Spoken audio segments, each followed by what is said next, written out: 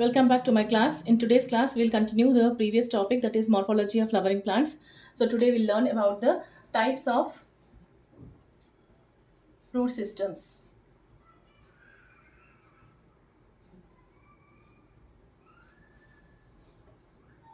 There are three types of root systems. That is, first one is taproot system, then fibrous root system, adventitious root system.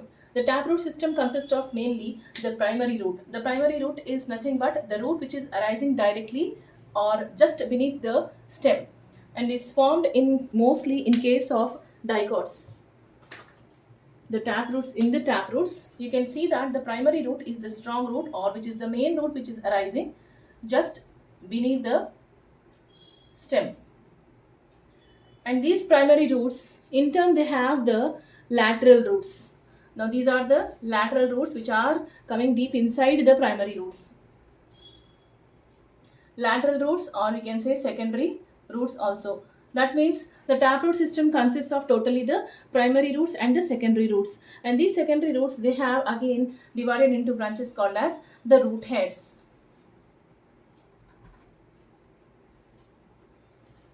So totally taproot system consists of the primary roots, secondary roots, and also the root hairs.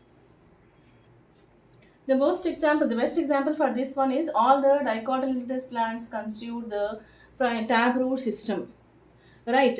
When we are talking about the lateral roots or the secondary roots, here, lateral roots or the secondary roots, these roots originate from the deep inside the primary roots. That means they are coming from the deep inside, that is from the pericycle, and hence these secondary roots are endogenous in origin.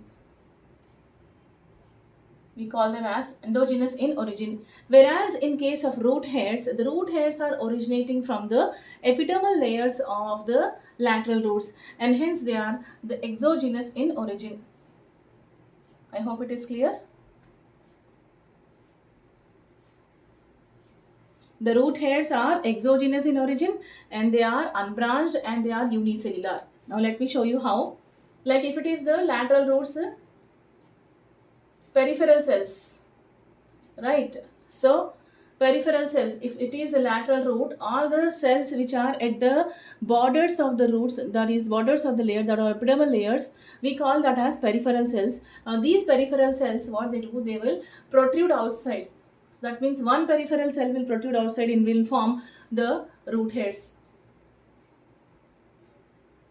And hence these root hairs are exogenous. That means they are originating only from the epidermal cells, and hence they are exogenous in origin, as well as they are unicellular. They are originating only from the one single cell, unicellular and unbranched. There is no further branch for the root hairs. And these lateral root hairs and lateral roots and root hairs, they help in the maximum absorption of water in case of taproot systems.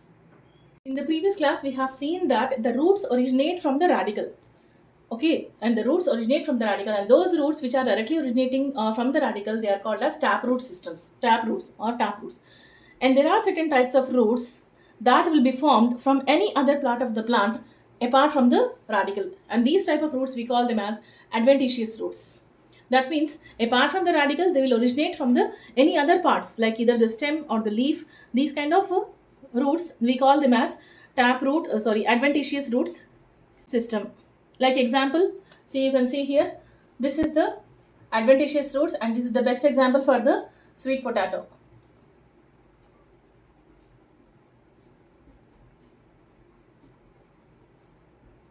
This is the example for sweet potato. Now in between the taproot systems and the adventitious root system, we have again the fibrous root system. Now fibrous roots, in the sense here, the primary root will be very short-lived.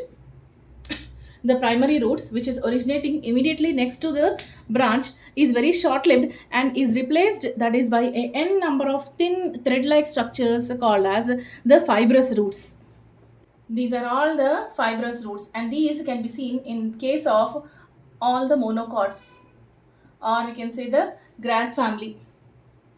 grasses, all the grasses. That means in this case, the primary root is present, but it gets degenerated immediately. As soon as it's forming, it gets degenerated, and then it will be forming the thin root hair-like structures, or n number of roots will be formed in a bunch, which forms the fibrous root systems. Right? I hope it is clear. These three types of root system. Then we'll move on to the next topic, that is regions of root or the zones of root. Thank you.